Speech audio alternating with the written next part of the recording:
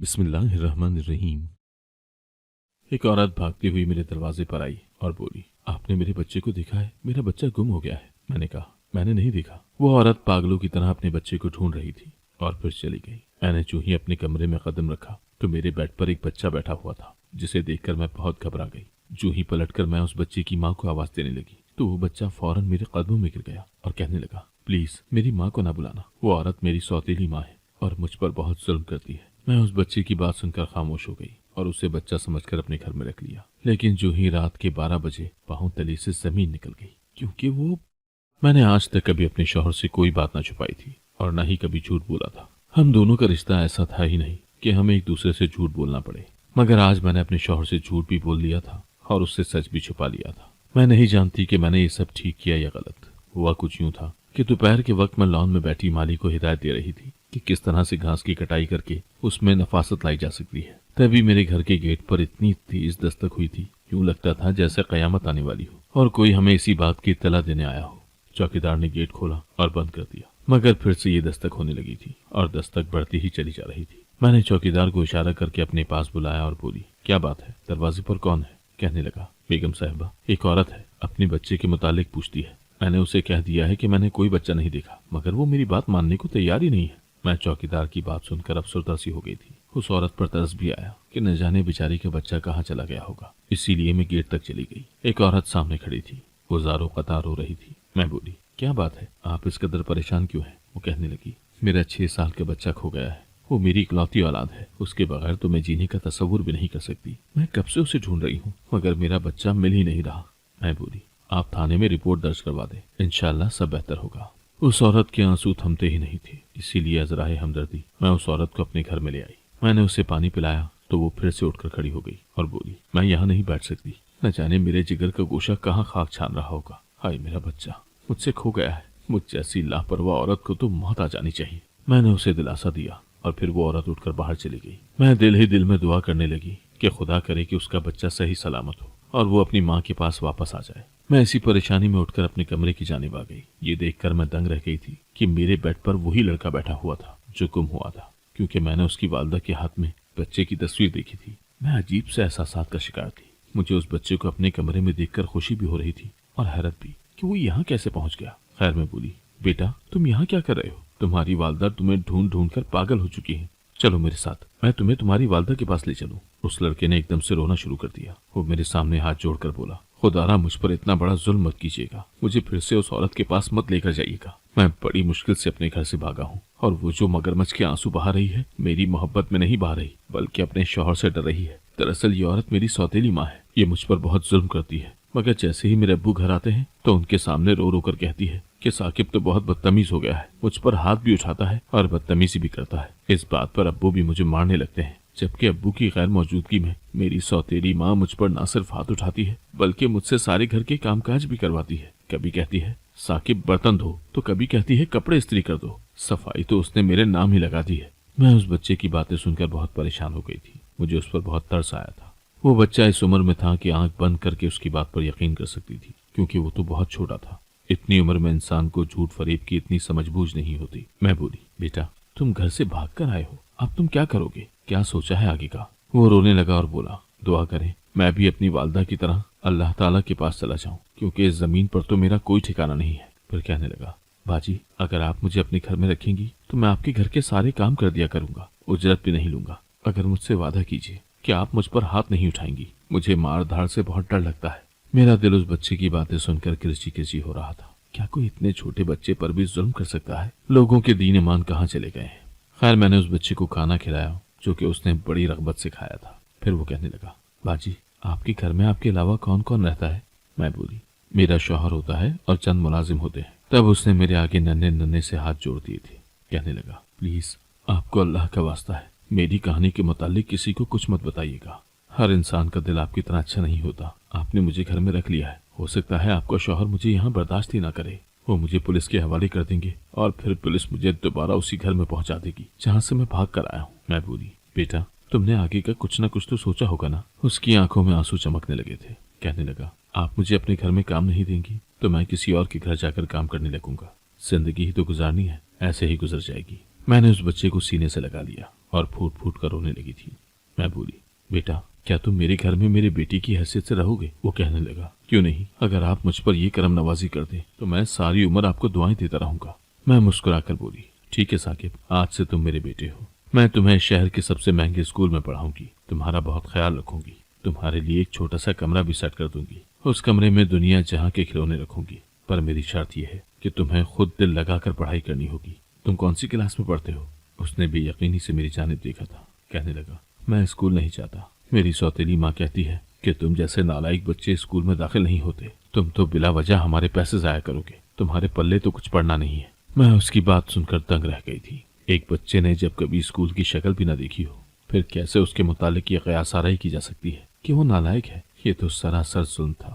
خیر میں کیا کہہ سکتی تھی؟ میں بولی، تم فکر مت کرو، میں تمہیں اسکول میں داخل کروا دوں گی۔ وہ بچہ بہت خوش ہو گیا تھا۔ پھر اسی وقت میرے شوہر کی آواز باہر سے آنے لگی تھی۔ وہ بچہ بہت سہم گیا، اس نے میرا ہاتھ پکڑ لیا اور بولا، آپ کو قسم ہے، پلیز مجھے کہیں چھپا دیں۔ مجھے معلوم تھا کہ اس بچے کی ذہنی حالت اچھی نہیں ہے، وہ اس وقت بہت زیادہ ڈر کا شکار تھا۔ میں نے سوچا کہ چلو آج میں اسے چھپا دیتی ہوں، پھر جب ذرا سنبھل گیا تو اسے جمشید کے سامنے لے آؤں گی۔ خیر میں اس بچے کو جلدی سے باہر لے گئی تھی اور گیسٹ روم میں بٹھا دیا تھا۔ میں بولی، تم اس کمرے سے مت نکلنا، یہاں کوئی بھی نہیں آئے گا، تم بالکل محفوظ رہو گے۔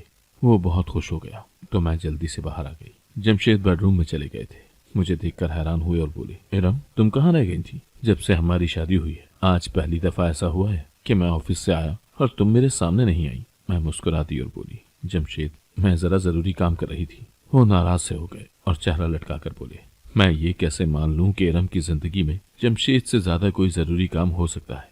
میں نے بات ٹالنے کی کوشش کی تھی۔ انہوں نے میرا ہاتھ تھام لیا اور بولے، سب خیر تو ہے نا؟ میں نے سر ہلا دیا۔ پھر وہ کہنے لگے، مجھے چوکیدار بتا رہا تھا کہ آج ایک عورت ہمارے دروازے پر آئی تھی، اس کا بچہ کھو گیا تھا۔ پھر کیا ہوا؟ کوئی رپورٹ ملی تمہیں؟ میں جمشید کی بات سن کر بہت خوفزدہ ہو گئی تھی۔ مجھے چوکیدار پر بہت غصہ بھی آیا کہ اس نے بلا وجہ ہی جمشید کو آج کے واقعے کا بتا دیا۔ میں بولی، جمشید میں تو پھر گھر سے باہر ہی نہیں نکلی، اسی لیے مجھے علم نہیں کہ پھر کیا بنا۔ جمشید نے سر ہلا دیا اور بولے، اچھا مجھے بہت بھوک لگی ہے، تم ایسا کرو کہ میرے لیے کھانا لگا دو۔ ہم دونوں میاں بیوی ڈائننگ ٹیبل پر ہی کھانا کھایا کرتے تھے۔ ہم دونوں کی شادی کو 7 برس ہو چکے تھے، مگر ہم میں آج بھی ایسی محبت تھی جیسی پہلے دن تھی۔ جمشید بہت ہی اچھے اور وفادار شوہر ثابت ہوئے تھے۔ سب سے بڑی بات کہ ان 7 سالوں میں جمشید کو اولاد بھی نہیں دے پائی تھی۔ اس بات کا غم مجھے اندر ہی اندر سکھائے چلے جا رہا تھا۔ ادھر ادھر کے بہت سے لوگوں نے جمشید کو دوسری شادی کا مشورہ دیا، مگر انہوں نے فوراً انکار کر دیا اور کہنے لگے، ایسا تو ہو ہی نہیں سکتا کہ میں اپنی ارم پر سوتن لے آؤں۔ اگر اللہ نے مجھے اولاد دینی ہے تو ارم سے ہی دے دے گا، مجھے نہیں کرنی دوسری شادی۔ میں ہر طرف سے لوگوں کی باتیں سن سن کر تنگ آ چکی تھی۔ اب تو مجھے خواب بھی یہی آتے تھے کہ ایک دن جمشید مجھ پر سوتن لے آئے گا۔ اس ڈر نے مجھے نفسیاتی بنا دیا تھا۔ میں ہر وقت ڈری سہمی سے رہتی تھی۔ میں تو اپنی محبت کو کسی اور کے ساتھ شیئر کرنے کا تصور بھی نہیں کر سکتی تھی۔ خیر یہ ڈپریشن مجھے بیماری کی طرف لے گیا تھا۔ میں ہر وقت بیمار رہنے لگی تھی۔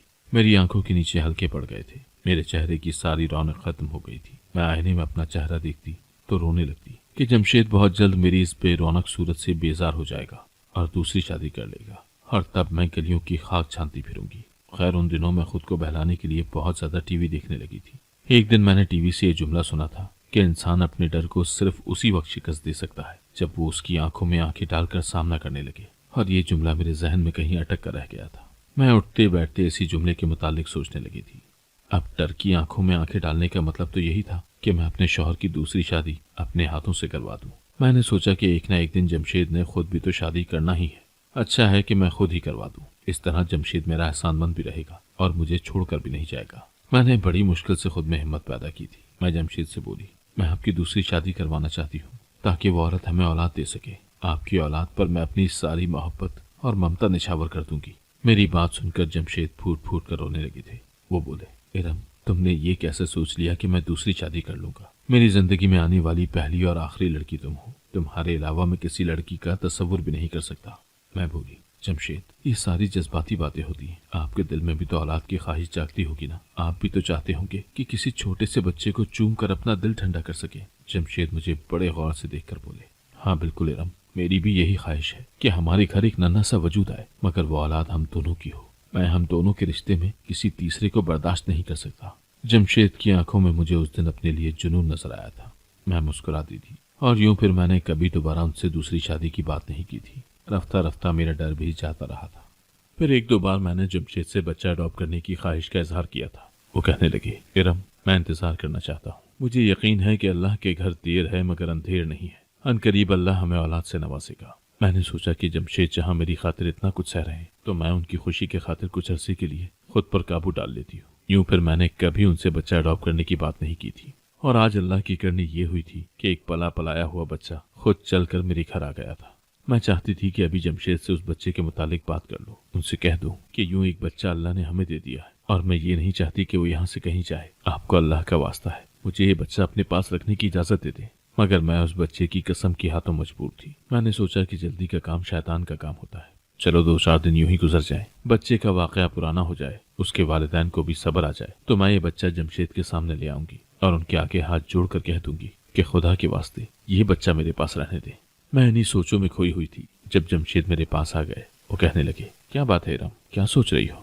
میں ہنس دی اور بولی، بس آپ کا ہی انتظار کر رہی تھی۔ جمشید کہنے لگے، آپ کی اطلاع کے لیے عرض ہے کہ میں یہاں پچھلے 2 منٹ سے کھڑا ہوں مگر تم کسی بہت گہری سوچ میں کھوئی ہوئی ہو۔ میں بولی، جمشید آپ نے بالکل درست اندازہ لگایا ہے، میں سچ میں کچھ سوچ رہی تھی، لیکن میں یہ بات ابھی آپ سے شیئر نہیں کر سکتی۔ آپ کو میرے سر کی قسم ہے، آپ مجھ سے اس بات کے متعلق استفسار نہیں کریں گے، میں خود آپ کو مناسب وقت پر بات بتا دوں گی۔ جمشید نے میری جانب شکوہ کناہ نگاہوں سے دیکھا تھا۔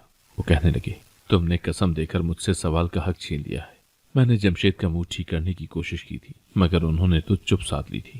خیر میں نے سوچا کہ اس وقت ان کے لیے خاموشی ہی اچھی ہے، جب وقت آئے گا تو میں انہیں منا بھی لوں گی اور ساری بات بھی بتا دوں گی۔ رات کا کھانا کھا کر جمشید اپنے کمرے میں چلے گئے تھے اور میں گیسٹ روم میں آ گئی تھی، جہاں ثاقب بڑے آرام سے بستر پر لیٹا ہوا تھا اور کارٹون دیکھ رہا تھا۔ مجھے دیکھ کر وہ جلدی سے اٹھ بیٹھا، پھر مسکرا کر بولا، باجی میں نے آج تک اپنی زندگی میں اتنا اچھا دن نہیں دیکھا جتنا اچھا دن آپ کے گھر میں گزرا ہے۔ میں بولی، تمہارے لیے کھانا لائی ہوں، جلدی سے کھانا کھا کر سو جاؤ، یہ نہ ہو کہ رات بھر کارٹون دیکھتے رہو۔ وہ کھانا کھانے لگا، اس کے بعد میں نے ٹی وی بند کر دیا اور بولی، اب تم اپنے بستر پر لیٹ جاؤ۔ وہ لیٹ گیا تو میں نے کمبل اس پر ڈال دیا۔ پھر مجھے خیال آیا، میں بولی، تم اکیلے میں ڈرتے تو نہیں ہو؟ اس نے نفی میں سر ہلا دیا تھا اور بولا، تنہائی تو میری ساتھی ہے باجی۔ اس بچے کی باتیں سن کر میرا دل کٹتا تھا، نہ جانے اس نے اتنی کم عمری میں کیا کیا سہا تھا کہ وہ اس طرح کی باتیں کرنے لگا تھا۔ اس کو لٹا کر میں اپنے کمرے میں آ گئی تھی۔ جمشید لیپ ٹاپ پر کام کر رہے تھے جبکہ مجھے نیند آنے لگی تھی۔ میں سونے کے لیے لیٹ گئی اور پھر آدھی رات کو میری آنکھ کھٹکے کی آواز سے کھلی تھی۔ ایسا لگتا تھا جیسے بونچھال آ گیا ہو۔ میں جلدی سے اٹھ بیٹھی تو میری نظر جمشید پر پڑی، وہ بھی سوئے ہوئے تھے اور آوازیں سن کر اٹھ بیٹھے تھے۔ کہنے لگے، اللہ خیر کرے، نہ جانے یہ کیسی آوازیں ہیں۔ میں بولی، جمشید باہر جا کر دیکھتے ہیں۔ وہ مجھے کہنے لگے، نہیں نہیں تم عورت ذات ہو، ہرگز باہر مت نکلنا، میں جا کر دیکھتا ہوں کہ باہر کیا ہو رہا ہے، مجھے تو لگتا ہے جیسے کوئی چور اچکا ہمارے گھر میں گھس آیا ہو۔ میں یہ بات سن کر لرز گئی تھی۔ میں بولی، جمشید آپ بھی باہر مت جائیں۔ جمشید نے میرا ہاتھ تھام کر مجھے دلاسا دیا اور بولی، فکر مت کرو، میں جا کر ماجرا معلوم کرتا ہوں۔ جمشید باہر چلے گئے تو مجھے کچھ مردوں کی آوازیں آنے لگی تھی، وہ چلا چلا کر پوچھ رہے تھے کہ بچہ کہاں ہے۔ اف، یہ آواز سن کر تو میں تھر تھر کانپنے لگی تھی، دل چاہتا تھا کہ ابھی زمین پھٹے اور میں اس میں سما جاؤں۔ خیر اس مشکل صورتحال کا تو مجھے سامنا کرنا ہی تھا۔ میں نے سوچا کہ میں اس بچے کو ان لوگوں کے سامنے لے آؤں گی اور پھر وہ خود ہی میرے حق میں بیان دے دے گا۔ میں ڈری سہمی سی باہر نکلی تو یہ دیکھ کر مزید خوفزدہ ہو گئی کہ وہاں تو پولیس کھڑی تھی۔ وہ میری جانب دیکھ کر وہ متوجہ ہوئے۔ ایک لیڈی پولیس آفیسر میرے پاس آئی اور مجھے کھینچتی ہوئی میرے شوہر کے پاس لے گئی اور بولی، جی آپ ہمیں بتائیں کہ بچہ کہاں ہے۔ جمشید ایک دم غصے سے چلانے لگے تھے۔ وہ بولے، میں کب سے بتا رہا ہوں کہ ہمارے پاس کوئی بچہ نہیں ہے، پھر آپ کو اس بات کی سمجھ کیوں نہیں آتی؟ آپ کیا زبردستی میرے گھر سے بچہ برآمد کریں گے؟ میں ابھی اسی سے شپنج میں تھی کہ ثاقب کو باہر لاؤں یا نہیں۔ اسی وقت ڈرائنگ روم کا دروازہ کھلا تھا اور ثاقب باہر نکل آیا تھا۔ پولیس آفیسر نے طنزیہ انداز میں میرے شوہر کی جانب دیکھا اور کہنے لگا، جی اب بتائیے بچہ کہاں سے آیا؟ بقول آپ کے ادھر تو کوئی بچہ تھا ہی نہیں۔ دیکھتے ہی دیکھتے وہ بچہ بھاگ کر پولیس آفیسر کے پاس چلا گیا اور ہاتھ جوڑ کر بولا، خدا کے واسطے مجھے بچا لے۔ اب ذرا میرے دل کو اطمینان ہوا تھا۔ مجھے علم ہو گیا تھا کہ ثاقب پولیس کے سامنے بھی اپنی والدہ کے مظالم بیان کر دے گا اور پھر میں عدالت میں کیس کر کے ثاقب کی کسٹڈی لے لوں گی۔ میں بولی، اس بچے کے متعلق میرے شوہر کچھ نہیں جانتے، دراصل آج ہی یہ بچہ میرے گھر آیا ہے۔ یہ بہت خوفزدہ تھا اور رو رو کر کہہ رہا تھا کہ مجھے میری سوتیلی والدہ کے مظالم سے بچا لے۔ میری سوتیلی ماں مجھ پر بہت ظلم ڈھاتی ہے، وہ مجھے بہت مارتی ہے اور میں اس کے ظلم سے ڈر کر گھر سے بھاگ آیا ہوں۔ میں چونکہ خود بھی بے اولاد ہوں تو میں نے سوچا کہ اگر ایسی ہی بات ہے تو اس بچے کو میں اپنے پاس رکھ لیتی ہوں، کیونکہ اگر میں اس بچے کو اس کے والدین کے گھر چھوڑ بھی آئی تب بھی یہ وہاں سے دوبارہ فرار ہو جائے گا اور پھر نہ جانے یہ کیسے لوگوں کے ہتھے چڑھ جائے۔ میں نے سوچ لیا ہے کہ اس بچے کو میں اڈاپٹ کر لوں گی وہ پولیس آفیسر مجھے گھور کر دیکھنے لگا اور بولا، بی یوں لوگوں کے بچے اغوا کر کے اڈاپٹ نہیں کیے جاتے۔ میں تو اس الزام پر ہی دنگ رہ گئی تھی۔ میں بولی، میں نے کسی بچے کو اغوا نہیں کیا۔ ثاقب بتاؤ انہیں آج کیا ماجرا ہوا تھا؟ ثاقب رونے لگا اور بولا، میں اپنی والدہ کے ساتھ باہر سیر کے لیے نکلا تھا، مگر پھر یہ عورت مجھے اپنے ساتھ اس گھر میں لے آئی۔ اس نے مجھے اغوا کر لیا ہے، پلیز مجھے اس کی حراست سے بچا لیں۔ میں تو ثاقب کی بات سن کر کانپ گئی تھی۔ میں آگے بڑھی اور ثاقب کا ہاتھ تھام کر بولی، ثاقب تم یہ سمجھتے ہو نا کہ اگر اب تم اپنے والدین کے پاس جا کر یہ جھوٹی کہانی سناؤ گے اور یہ کہو گے کہ مجھے اغوا کیا گیا تھا، تب وہ تمہاری اس بات پر یقین نہیں کریں گے بلکہ تم پر مزید ظلم کریں گے۔ تم ان کو سب کچھ سچ بتا دو تو میں ہمیشہ ہمیشہ کے لیے تمہیں اپنے پاس رکھ لوں گی۔ وہ بچہ پھر سے بولا، پلیز مجھے بچا لے، اس عورت نے مجھے اغوا کیا ہوا ہے۔ میں جلدی سے اپنے شوہر کے پاس گئی اور بولی، جمشید یہ بچہ جھوٹ بول رہا ہے۔ جمشید کی آنکھوں میں گلہ ہی گلا تھا۔ وہ کہنے لگے، کاش تم نے یہ بات مجھے پہلے بتا دی ہوتی تو ہم اس وقت اس قسم کی صورتحال سے نہیں گزر رہے ہوتے۔ پھر وہ کہنے لگے، تم حوصلہ رکھو، سب کچھ ٹھیک ہو جائے گا۔ تب وہ پولیس آفیسر کہنے لگے، چلو بھائی اس عورت کو بھی تھانے لے چلو، اس کا جسمانی ریمانڈ ہوگا تو خود ہی اپنے جرم کا اعتراف کر لے گی۔ میں تھر تھر کانپنے لگی تھی۔ میں بولی، جمشید مجھے بچا لے۔ جمشید کہنے لگے، اس بچے کے اغوا میں اس عورت کا کوئی قصور نہیں ہے، دراصل اس بچے کو میں ہی اٹھا کر لایا تھا، میری بیوی بے قصور ہے، آپ مجھے تھانے لے جائیں۔ تب وہ بچہ پھر سے بولا، نہیں اس آدمی نے مجھے اغوا نہیں کیا، یہ عورت ہی مجھے اپنے ساتھ لائی ہے۔ پھر جمشید کے لاکھ بار کہنے کے باوجود بھی پولیس مجھے اپنے ساتھ پکڑ کر لے گئی تھی۔ رو رو کر میرا برا حال ہو گیا تھا۔ میں نے تو کبھی ایسا سوچا بھی نہیں تھا کہ میرے ساتھ کیا ہو گیا تھا۔ اس بچے نے میرے ساتھ اتنا بڑا دھوکہ کیسے کر لیا؟ مجھے حوالات میں بند کر دیا گیا تھا۔ میں رو رو کر اللہ کو پکارنے لگی تھی۔ میں بولی، یا اللہ اگر آپ نے مجھے میری خود کی اولاد دی ہوتی تو میں آج اس آزمائش سے نہ گزر رہی ہوتی۔ اب آپ میری مدد کریں اور مجھے بچا لیں، کیونکہ میں تو بے بس ہوں، ناتواں ہوں۔ اگلے دن جمشید مجھ سے ملنے آئے تھے، ان کا بھی رو رو کر برا حال ہو گیا تھا۔ وہ کہنے لگے، ارم تم میری ہر خوشی اور غمی کی ساتھی ہو، پھر تم مجھے آدھے راستے چھوڑ کر کیوں یہاں چلی آئی؟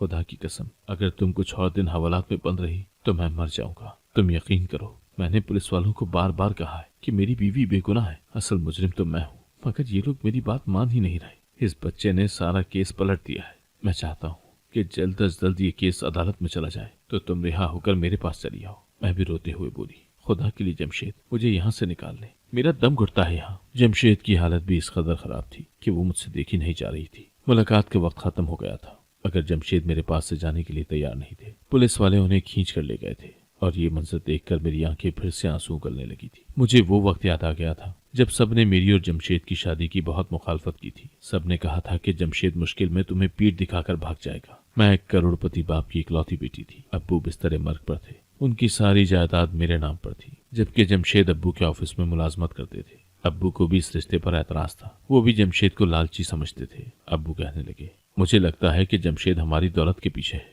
اور تب میں ڈٹ گئی تھی۔ میں بولی، ابو میں شادی کروں گی تو جمشید سے ہی کروں گی، اگر آپ کو اعتراض ہے تو اپنی ساری جائیداد کسی ٹرسٹ کے نام کر دیں، میں جمشید کے ساتھ غربت میں بھی رہ لوں گی۔ میری یہ بات سن کر ابو نے مجھے جمشید کے ساتھ شادی کرنے کی اجازت دے دی تھی، اور وہ پچھلے 7 سالوں سے میرے ساتھ وفا نبھا رہا تھا۔ خیر میرے خلاف جو کیس تھا وہ بہت مضبوط تھا۔ جمشید میرا کروڑوں کا بزنس سنبھالے ہوئے تھے، ایک کروڑ پتی انسان کی ضمانت قبول نہیں ہو رہی تھی۔ جمشید ہر روز مجھ سے ملنے آتے تھے اور پھر کہنے لگے کہ آفس کی مصروفیات بڑھ گئی ہیں، ہفتے میں صرف ایک بار آنے لگے۔ میں نے ان سے پوچھا کہ کہیں آپ نے دوسری شادی تو نہیں کر لی؟ وہ کہنے لگے، میں مر تو سکتا ہوں مگر دوسری شادی نہیں کر سکتا۔ اس کے بعد جمشید مہینے میں ایک بار آنے لگے۔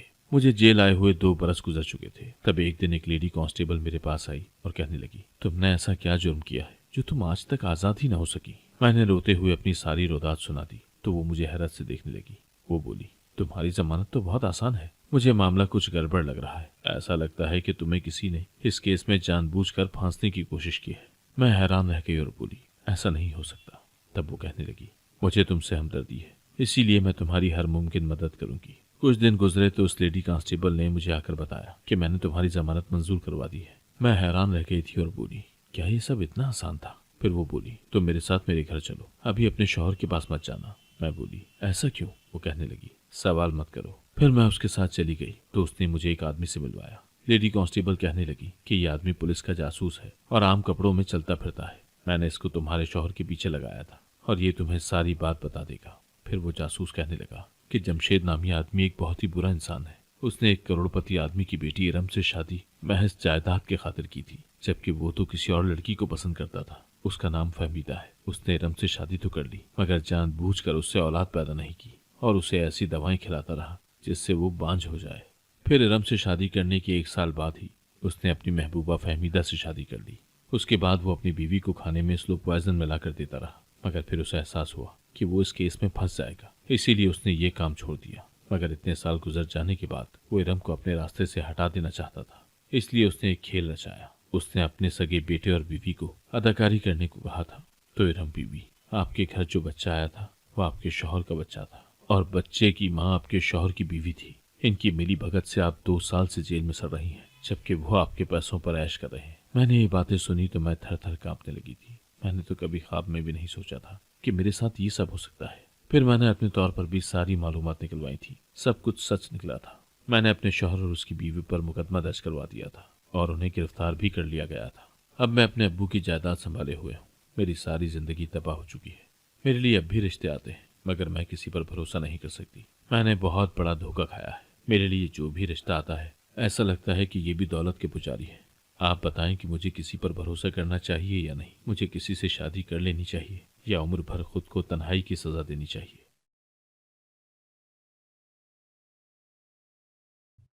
अगर आपको आज की कहानी पसंद आई है तो वीडियो को जरूर लाइक कीजिएगा और अपने दोस्तों के साथ भी शेयर कीजिएगा।